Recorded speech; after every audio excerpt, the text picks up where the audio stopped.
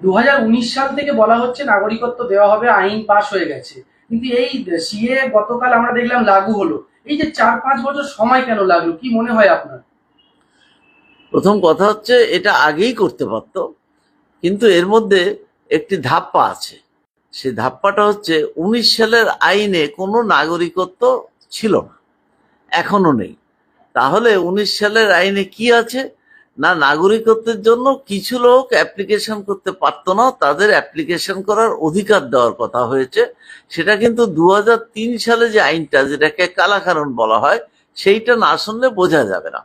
2003 সালে যে আইনটা পাশ হয়, তার সেকশন 2, তার সাবসেকশন 1B, তাতে বলা হয় ভারতবর্ষে যে সমস্ত নাগরিক আছে, আচ্ছা, তাদের জন্য একটা রেজিস্টার তৈরি করতে হবে, যার নাম national citizenship register, NRC, national register of citizens.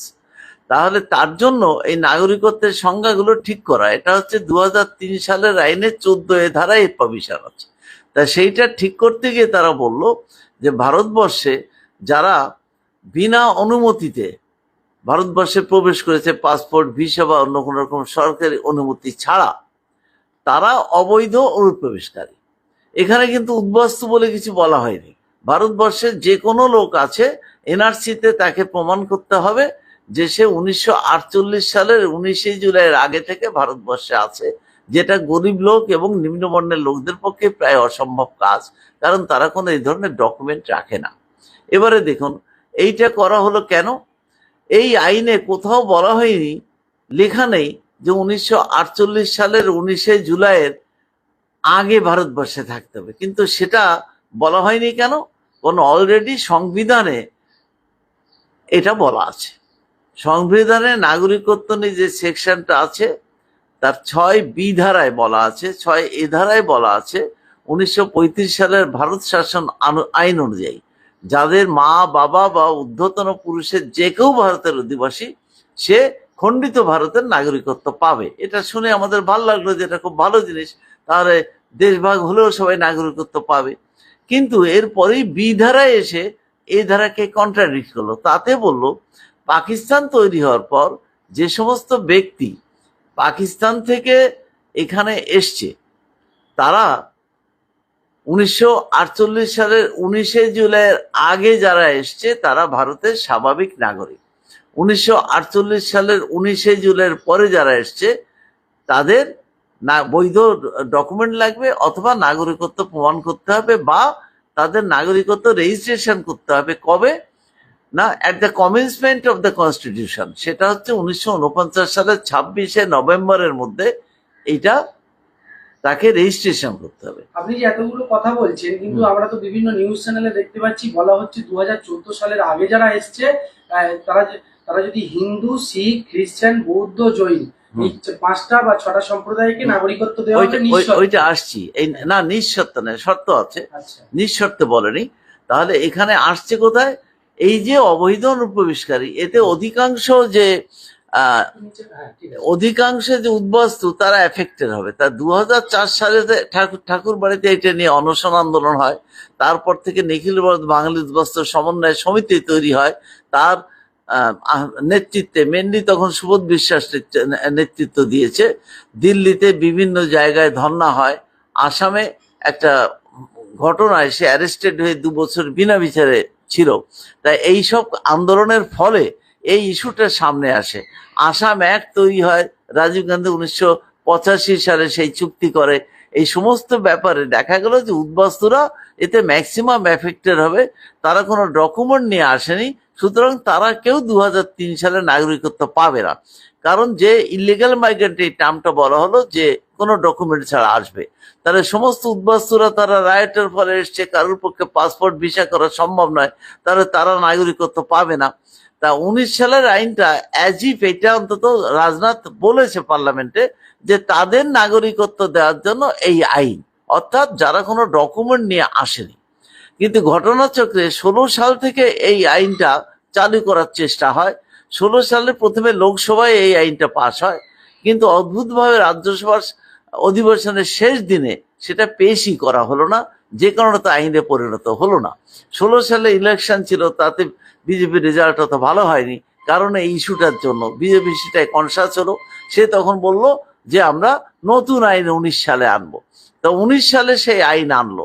সেই আইন কিন্তু অলরেডি জেপিসি 16 সালে তৈরি হয়েছিল, সেই 16 সালের আইনটাকেই সামান্য এক্সটেন্ড করলো আমাদের মতামত নিয়ে, করে আইনটা চালু করলো। কিন্তু সেই আইনে আমরা অবাক হয়ে দেখলাম যে সেখানে কোনো বাঙালি নাগরিকত্ব পাবে না। তা আপনারা জানেন আইনে যা নেই, রুলে সেটা থাকতে পারে না। রুল আইনকে ভায়োলেট করতে পারে না, আইনকে প্রয়োগ করার জন্য রুল। তা এখানে যেটা হলো, জেপিসি পরিষ্কার বলেছে যে ইন্টেলিজেন্স ব্রাঞ্চকে জিজ্ঞেস করা হয় যে এই যে আইনটা হচ্ছে এতে কতজন নাগরিকত্ব পেতে পারে যারা অলরেডি পাসপোর্ট অ্যাক্ট ফরেনার্স অ্যাক্টে ছাড় পেয়েছে। 19 সালের আইনে যেটা বলা আছে সেটা হচ্ছে এই যে 3টে দেশ, বাংলাদেশ, পাকিস্তান এবং আফগানিস্তান, এখান থেকে যে সমস্ত লোক মাইনরিটি গ্রুপ, হিন্দু, বৌদ্ধ, খ্রিস্টান, জৈন, পার্সি,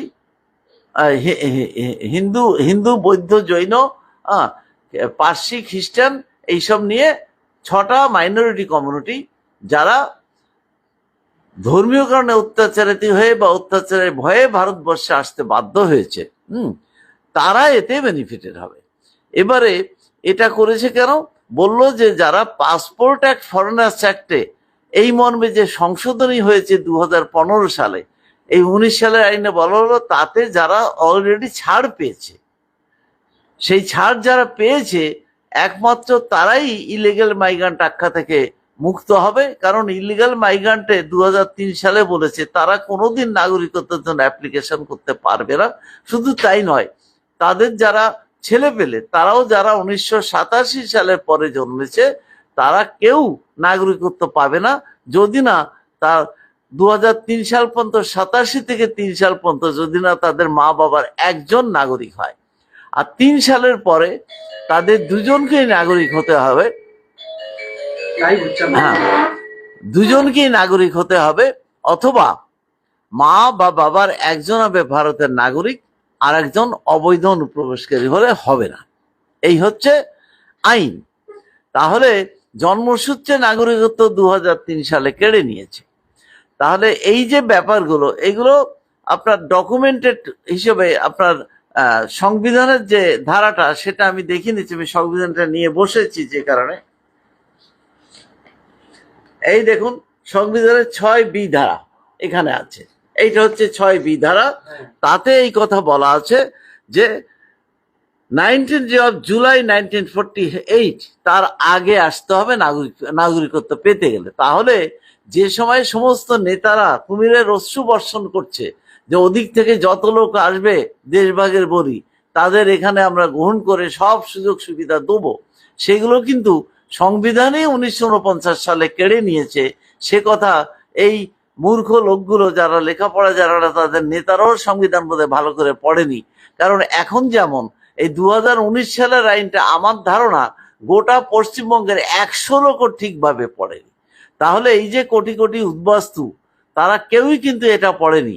তাহলে যে লোকটা, আপনি বুঝুন, যে লোকটা আজকে 48 সালের 19 জুলাইয়ের পরে এসছে, অথচ নাগরিকত্ব সে রেজিস্ট্রেশন করেনি, সে লোকটা উদ্বাস্তু হয়ে তার মারা গেছে, হয়তো তার ছেলেপেলেরা বেঁচে আছে, তারা কেউ প্রমাণ করতে পারবে না যে তার মা বাবা নাগরিক ছিল। সুতরাং রেট্রোস্পেক্টিভ, পেছন থেকে এটাকে এফেক্টিভ করা, এটা অত্যন্ত বেআইনি। আইন পাস হলো 3 সালে, তারপরে তার মডিফিকেশন ফলো আপ আইন হলো 19 সালে, আর তাকে এফেক্ট দেওয়া হচ্ছে 48 সাল থেকে।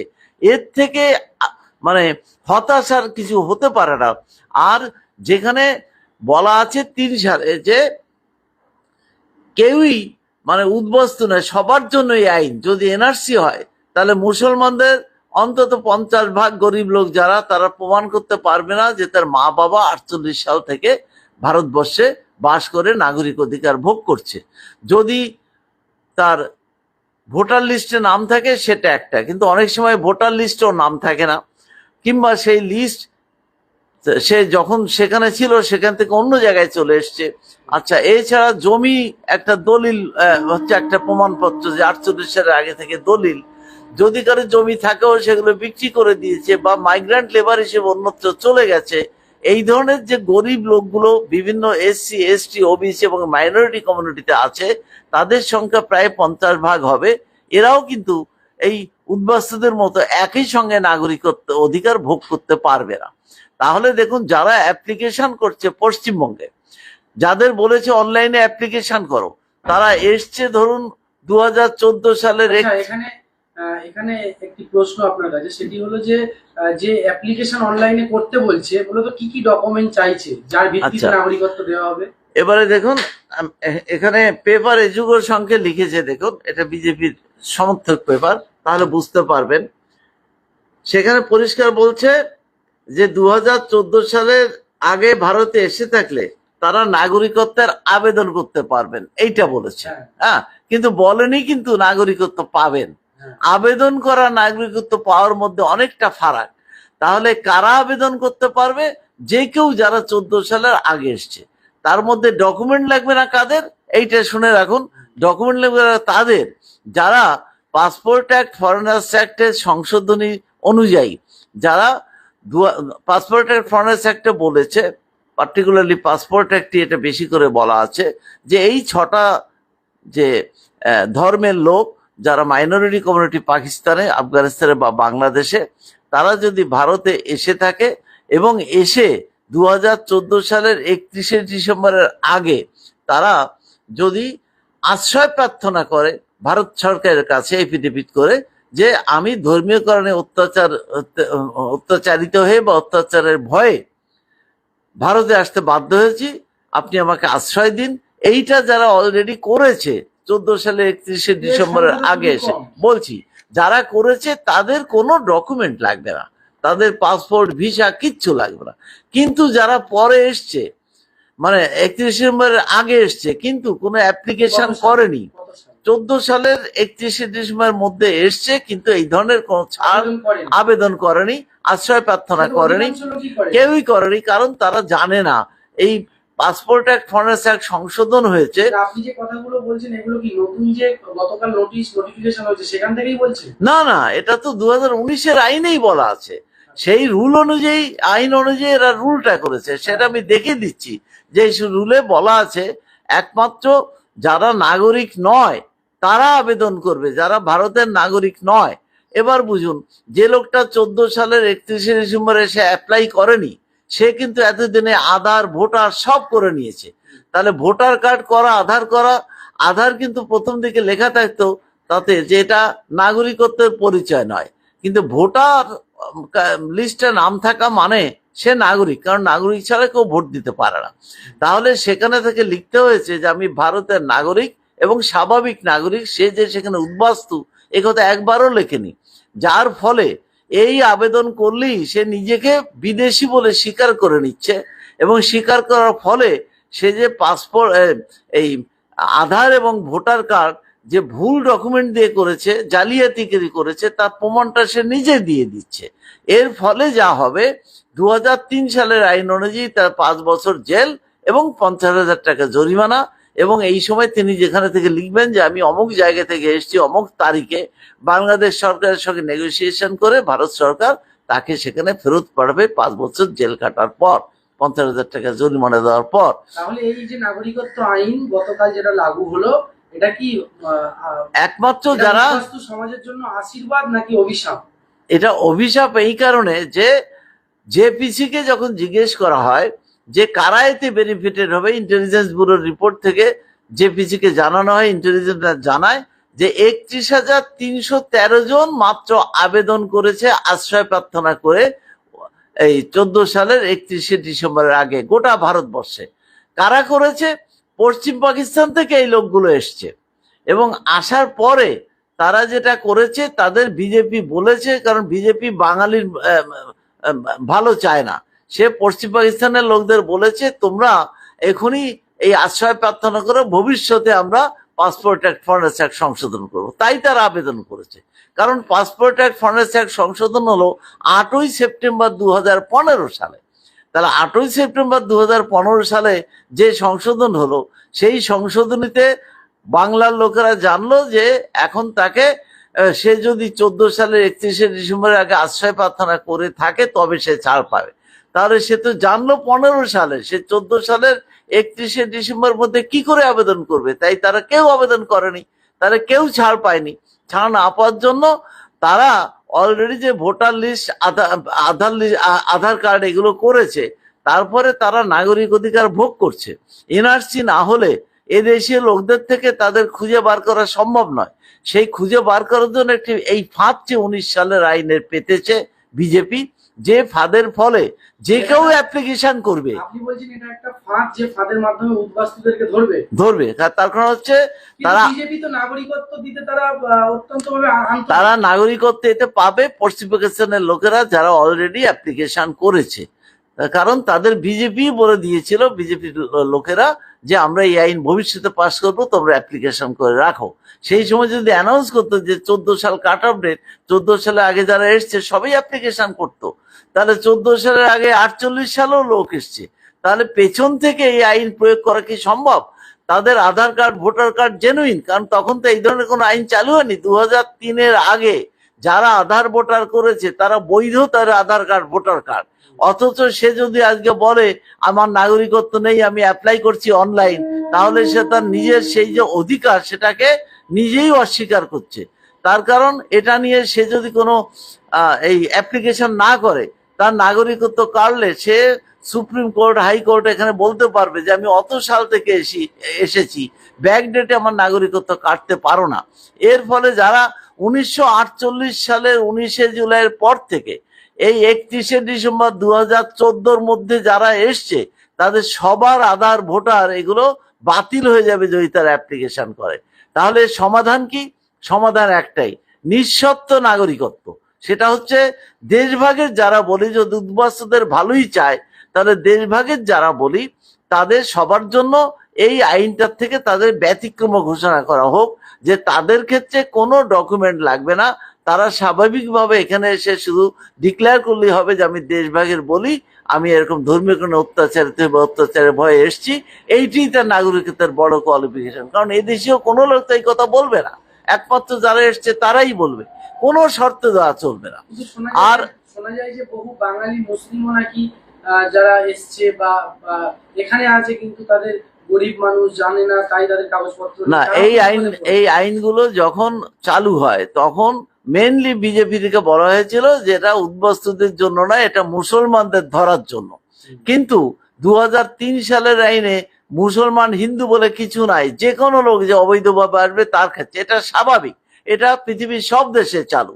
কিন্তু এনআরসি করার সময় যদি এটাকে অ্যাপ্লাই করা হয়, তাহলে সমাধান হচ্ছে ভারতের এসসি, এসটি, ওবিসি এবং মাইনরিটি যারা মুসলিম, খ্রিস্টান এরা যারা আছে, তারা সবাই এই আইনে ক্ষতিগ্রস্ত হবে, তাদের নাগরিকত্ব প্রশ্নের মুখে পড়বে।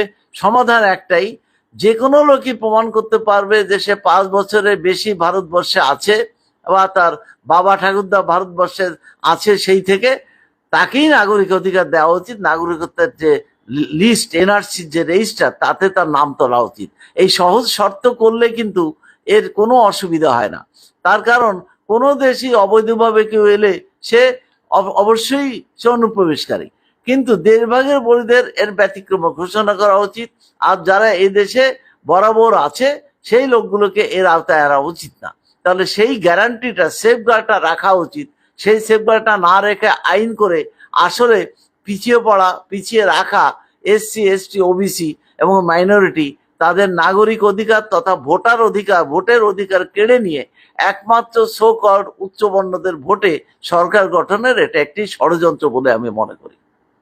তাহলে কি আমাদের অনুষ্ঠান এখানেই শেষ করব না? আচ্ছা, আর একটা কিছু বলার আছে, সামান্যভাবে বলছি, যে দেশভাগটা পার্টিকুলারলি হয়েছে এই সমস্ত পিছিয়ে পড়া সমাজকে দাবিয়ে রাখার জন্য। তার কারণ যে হরিগুরুচাঁদ যে আন্দোলন বাংলাদেশে অবিভক্ত ভারতে শুরু করেছিলেন 200 বছর আগে থেকে, যার ফলে তারা শিক্ষিত হয়, সেই সময় আপনি যে দেশভাগের কথা বলছেন, যে দেশভাগ হয়েছিল, সেই ব্যাখ্যাটা করছেন যে কেন দেশভাগ হ্যাঁ, হয়েছিল। কেন দেশভাগ হয়েছিল? দেশভাগ বলতে কি আমাদের ইন্ডিয়ার সঙ্গে পাকিস্তান বাংলাদেশ ভাগ হওয়া, নাকি পাকিস্তান বাংলাদেশের ভাগ হওয়া? পাকিস্তান বাংলাদেশ নয়, টোটাল ভারত ভাগের কথা বলছি। আচ্ছা, বলুন। এবং তারপরে এগুলো তো তার কনসিকুয়েন্স। তাহলে ভারত ভাগের সময় যে দ্বিজাতি তত্ত্বের কথা বলা হয়, এটা ব্রিটিশের ষড়যন্ত্র। মুসলমানরা কিন্তু ভারত ভাগ চায়নি। এখন ভারত ভাগ হওয়ার পরও পৃথিবীর বৃহত্তম মুসলিম রাষ্ট্র আজকে ভারত। কারণ ভারতে যত মুসলমান বাস করে, একমাত্র ইন্দোনেশিয়া ছাড়া আর কোনো দেশে তত মুসলমান বাস করে না। তাহলে এই কন্ডিশনে যারা পাকিস্তানে যে মুসলমানরা গেছে, তাতে দেশভাগের সময় বলা হয়েছিল যে এই অখণ্ড ভারতের যে ভূমি, হ্যাঁ, তার পপুলেশন ওয়াইজ যে অংশটা, মুসলমানদের যে পপুলেশন, সেই পপুলেশন ওয়াইজ ভূমি তাদের দিতে হবে। সেই ভূমি দিয়ে সেখানে মুসলমানদের স্বপ্নদেশ পাকিস্তান তৈরি হবে, সেখানে ভারতের সব মুসলমান চলে যাবে, আর সেখান থেকে যত মাইনরিটি অমুসলমান আছে তারা ভারতবর্ষে চলে আসবে। বুঝুন, এই চুক্তিতে দেশভাগ হলো। তাহলে তো সরকারেরই উদ্যোগ নিয়ে লোক বিনিময় করা উচিত, তা সে করেনি। কারণ সাম্প্রদায়িকতা বাড়ানোর জন্য, সাম্প্রদায়িক দাঙ্গার ফলে এটা হলে মুসলমানরা কখনো এসসি এসটি ওবিসিদের সঙ্গে মিলতে পারবে না। তাহলে এই তথাকথিত উচ্চবর্ণের ক্ষমতাসীন থাকাটা গ্যারান্টিড হবে। এইটা হচ্ছে দেশভাগের কারণ। এবং সেটা আমি দেখাচ্ছি। দেখুন, যখন গুরুচাঁদ ঠাকুর যখন সমস্ত অনুন্নত শ্রেণী 36 জাতিকে এক করার আন্দোলন চালায়, তখন সে সেপারেট ইলেক্টেডের কথা বলেছিল। সেই সেপারেট ইলেক্টেড অর্থাৎ প্রতিটি কমিউনিটি থেকে, প্রতিটি জাতিসত্তা নিম্নবর্ণে তারা তাদের প্রতিনিধি ঠিক করবে, প্রতিটি ধর্মীয় যে জনগোষ্ঠী তারা তাদের প্রতিনিধি ঠিক করবে। এর ফলে ব্রিটিশ এটা মেনে নিল। গান্ধী দেখলো মহাবিপদ, তাহলে উচ্চবর্ণ মাত্র 15% গোটা ভারতবর্ষে, সেটা তাদের প্রতিনিধি কমে যাবে, তারা ভারত শাসন করতে পারবে না। সেই কারণে পরে গান্ধী বলল যে এই সমস্ত নিম্নবর্ণের লোকেরা হিন্দু। তার আগে কিন্তু তাদের মন্দিরে ঢুকতে দিত না, পুজো করার অধিকার ছিল না, তাদের জল খেলে তারা খেত না, এই নিম্নবর্ণের লোকদের। অথচ যখনই সেপারেট ইলেক্টেড হলো, বললো যে এরা সব হিন্দু। তাহলে হিন্দু বলে কোনো ধর্ম নেই পৃথিবীতে। হিন্দু একটা জনগোষ্ঠীকে বলা হতো মুসলিম সময় থেকে, কারণ মুসলমানরা অমুসলিম সবাইকে একসঙ্গে হিন্দু বলতো। আজকে বৌদ্ধ ধর্ম, জৈন ধর্ম, এদের সবাইকে হিন্দু জনগোষ্ঠীর মধ্যে ধরা হয়, এবং এটা সঠিক না। প্রতিটি ধর্মের একজন প্রবর্তক থাকে, একটা বই থাকে তার ধর্মীয় বই, যেটা তার আকর গ্রন্থ। তাহলে হিন্দু ধর্মের সেরকম একটা আকর গ্রন্থ নেই। এর বিভিন্ন ধর্ম, যে বৈষ্ণব সে মাছ খায় না, যে শাক্ত সে মাছ খায়, যে বৈদান্তিক সে ঈশ্বর মানে না, তাও সে হিন্দু। এটা হয় না। তাহলে হিন্দু একটি জনগোষ্ঠী, হিন্দু ধর্ম বলে কিছু নেই। এটা সুপ্রিম কোর্টের রায়, এবং বিজেপিও এটা মেনে নিয়েছে। তাহলে গান্ধী হিন্দু ধর্মের মধ্যে সবাইকে ঢুকিয়ে দিল, আর এই পিছিয়ে পড়া লোকগুলো এতদিন মন্দিরে ঢুকতে পারতো না, জল মানে পুজো করতে পারতো না, সে অধিকারগুলো পেয়ে তারা নিজেদের হিন্দু ভাবতে শুরু করলো। যে কারণে আজকে বিজেপি যে হিন্দুত্ববাদ করছে, তার একটা বড় শক্তি কিন্তু এই পিছিয়ে রাখা সমাজের লোকজন, তাদের অচেতনার জন্য। সেই চেতনা বৃদ্ধি করছিল হরিগুরুচাঁদ, যার ফলে 36 জাতি এক হয়ে এখানে উচ্চবর্ণকে বয়কট করেছিল। সেই সময়ে তার অনুসারী গুরুচাঁদ মারা যাওয়ার পর যোগেন মন্ডল 3বার, যখন 1935 সালে স্বায়ত্তশাসন শাসন দেওয়া হয়, বাংলার ক্ষমতায় বসেছিলেন মুসলিমদের সঙ্গে কোয়ালিশন করে। তাহলে মুসলিমদের সঙ্গে কোয়ালিশন করলে ভারতের ক্ষমতায় কিন্তু উচ্চবর্ণের হাতে থাকবে না। এসসি এসটি ওবিসি যদি কোয়ালিশন করে, সেইটা বন্ধ করার জন্যই, সাম্প্রদায়িকতা বাড়ানোর জন্যই দেশভাগ হলো দ্বিজাতি তত্ত্বের ভিত্তিতে। অথচ অবাক কাণ্ড দেখুন, খুলনা, যশোর, ফরিদপুর, বরিশাল হিন্দু তথাকথিত নিম্নবর্ণের হিন্দু অধ্যুষিত এলাকা, তাকে পাকিস্তানে ফেলে দেওয়া হলো। আর মুর্শিদাবাদ, মালদা, দিনাজপুর 80% মুসলমান, তাদের ভারতে রেখে দেওয়া হলো। তাহলে দ্বিজাতি তত্ত্ব কোথায় প্রয়োগ হলো? বাংলায় এটা প্রয়োগ করতে দেয়নি উচ্চবর্ণ ষড়যন্ত্র করে। কারণ তাদের কথা হচ্ছে এই নিম্নবর্ণের যে অধ্যুষিত জেলাগুলো, যেগুলো পাকিস্তানে ফেলে দিল, যশোর, খুলনা, ফরিদপুর, বরিশাল, সেখানে নমশূদ্র সমুদায়ের বাস, তারা উচ্চ হারে শিক্ষিত হয়েছে। তারা যদি এখানে ভারতের মধ্যে পড়ে যায়, তাহলে বাংলায় তারা সমস্ত অনুন্নত সমাজকে জাগিয়ে তুলে ক্ষমতা দখল করবে। উচ্চবর্ণের লোকেরা দেশভাগের পরও ক্ষমতা পাবে না। তার জন্য জিন্না কিন্তু চায়নি যে পূর্ব পাকিস্তান পাকিস্তানে পড়ুক, কারণ পূর্ব পাকিস্তানের জনসংখ্যা বেশি, পশ্চিম পাকিস্তান তাহলে ক্ষমতায় থাকতে পারবে না। এই কথা জওহরলালকে বলার পর জওহরলাল এই বাংলার উচ্চবর্ণের প্রতিনিধিদের সঙ্গে কথা বলে বলল, আপনারা এত ভয় পাবেন না, এই মুর্শিদাবাদ, মালদা, দিনাজপুরে প্রায় 1.5 কোটি মুসলমান থেকে তাদের ভারতে রেখে দিচ্ছি। আর এই যে খুলনা, যশোর, ফরিদপুর, বরিশাল, এই নিম্নবর্ণের লোকগুলো হিন্দু, এবং গোটা পাকিস্তানে, পূর্ব পাকিস্তানে 30% হিন্দু আছে, তাদের আপনারা মেরে তাড়াবেন, তাহলে এই 1.5 কোটি বাদ গেলে বাকিদের ভোট ভাগ করলে আপনারা এই ক্ষমতায় থাকবেন। সেইভাবেই পশ্চিম পাকিস্তান 71-এ এক পর্যন্ত ক্ষমতায় ছিল। 71-এ যখনই মুজিব জিতলো 1 করে সমস্ত ভোট, সঙ্গে সঙ্গে দেখুন পাকিস্তান ভাগ হলো, অর্থাৎ দ্বিজাতির তত্ত্ব ভুল প্রমাণ হলো। আর এই যে সমস্ত উদ্বাস্তুকে ওখান থেকে দাঙ্গা করে হাঁটানো হয়েছে পাকিস্তান সরকারকে বলে, এই কারণে জিন্না মেনে নিয়েছিল যে এদের হাঁটাবো, 1.5 কোটি বাদ, এরাও যদি 30% চলে যায় তাহলে এরা মেজরিটি থাকবে না। এরা যখন পশ্চিমবঙ্গে এলো, এদের ভারতের 22টা প্রদেশে, আন্দামান সহ ছড়িয়ে ছিটিয়ে দেয়া হলো। আজকে এই যে আইন করা হয়েছে 2003 সালের এবং 19 সালের, এতে এনআরসি হলে এই সমস্ত লোক যারা পুনর্বাসন পেয়েছে তাদেরও মামলা করে নাগরিকত্ব নেওয়ার চেষ্টা করতে হবে, কারণ এই আইনে তাদেরও নাগরিকত্ব নেই, কারণ তারা 48 সালের অধিকাংশই পরে এসছে।